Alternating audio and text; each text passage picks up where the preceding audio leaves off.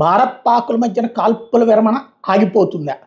ప్రస్తుతానికైతే ఒక అయోమయం ఏ రోజుకు ఆ రోజు ఉంటుంది. ఇవాళతో కాల్పుల విరమణ ఒప్పందం సమయం ముగిసిపోయింది. ఇవాళ సాయంత్రం మళ్ళీ డీజీసీఏ చర్చలు జరపాలి. చర్చలు జరిపి మళ్ళీ ఎన్ని రోజులు పాటు అనుకోవాలి. ఇవాళ వరకే మొన్నటిసారి అనుకున్నటువంటి గడువు. ఇప్పుడు ఈ చర్చలు జరుగుతాయా లేదా? సహజంగా సాయంత్రం పూట క్రిందటిసారి కూడా మధ్యాహ్నం అనుకుని ఆ తర్వాత సాయంత్రం చర్చించుకున్నారు. ఏమేం చేసుకోవాలన్నటువంటి జరిగిపోతుంది. కాకపోతే ఈ కాల్పుల విరమణకంటూ ఒక గడువు అంటూ లేదు, ఎప్పటికప్పుడు ఎక్స్టెండ్ చేసుకోవడమే. ఇది ఓ పక్కన ట్రంప్ చెప్పుకోవడానికి ఇక్కడ జరుగుతున్న దానికి తేడా. కాల్పుల విరమణ అంటే శాశ్వతంగా ఉండాలి. 2 రోజులకోసారి 3 రోజులకోసారి కాల్పుల విరమణ అంటే రష్యా ఉక్రెయిన్ కాల్పుల విరమణ, లేకపోతే కనుక ఇజ్రాయెల్ పాలస్తీనా కాల్పుల విరమణ లాగా ఉంటుంది.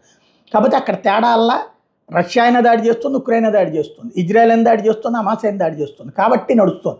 ఇక్కడ పాకిస్తాన్ ధైర్యం చేయట్లేదు కాబట్టి, దమ్ము లేకపోయింది కాబట్టి, భయపడి చేస్తుంది కాబట్టి అది కాల్చట్లేదు. అది కాలిస్తే మనం కాల్చడానికి సిద్ధంగా ఉన్నాం. అందుకనినే ట్రంప్ చెప్పాడో లేకపోతే కనుక గన్నయ్య గారు చెప్పాడో అన్నటువంటిది కాదు ఆలోచించాల్సి. దమ్ము ఇప్పుడు పాకిస్తాన్కు ఉందా లేదా? నిజంగా కాల్చే దమ్ము ఉంటే కనుక శుభ్రంగా కాల్చమని చెప్దాం. ఆ తర్వాత పరిష్కారం ఏంటో చూపెట్టచ్చు.